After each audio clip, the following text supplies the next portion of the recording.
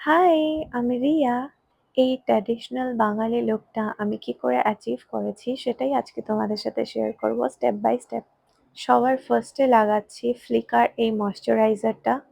এই ময়শ্চারাইজারটা ইউজ করলে আলাদা করে কোনো প্রাইমার ইউজ করতে হয় না।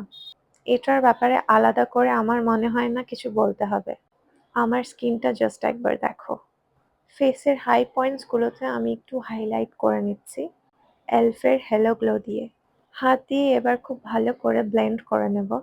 এই প্রোডাক্টটা সবার কাছে একটা করে থাকা উচিত। পিচ কালারের একটা কনসিলার দিয়ে আমি কালার কারেকশন করে নিচ্ছি। কালার কারেকশন যে শুধু অরেঞ্জ কালার কারেক্টর দিয়ে হয় সেটা কিন্তু একদমই ভুল।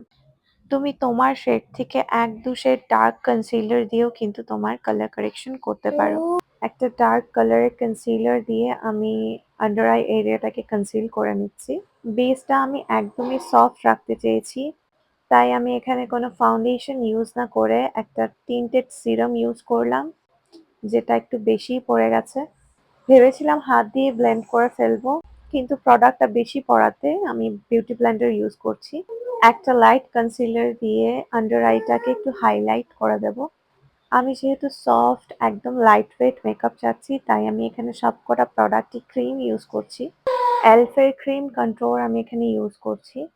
ক্রিম প্রোডাক্ট ইউজ করলে বেশ একটা ন্যাচারাল ফিনিশ আসে।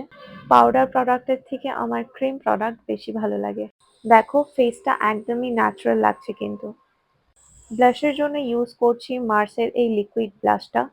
ভীষণ পিগমেন্টেড একটা ব্লাশ, তাই একদম অল্প পরিমাণে ইউজ করছি।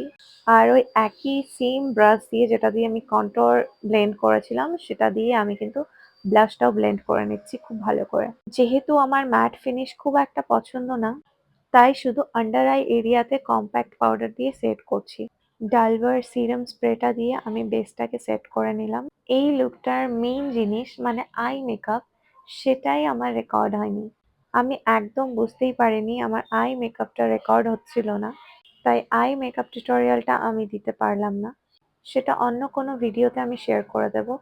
নিউড কালার লিপস্টিক দিয়ে লুকটাকে কমপ্লিট করলাম।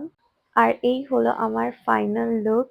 আমার কিন্তু মেকআপটা বেশ ভাল লেগেছে। তোমাদের এই লুকটা কেমন লেগেছে আমাকে অবশ্যই জানাবে। প্রোডাক্ট সম্পর্কে যদি কিছু জানতে হয় তাহলেও আমাকে অবশ্যই জানাবে।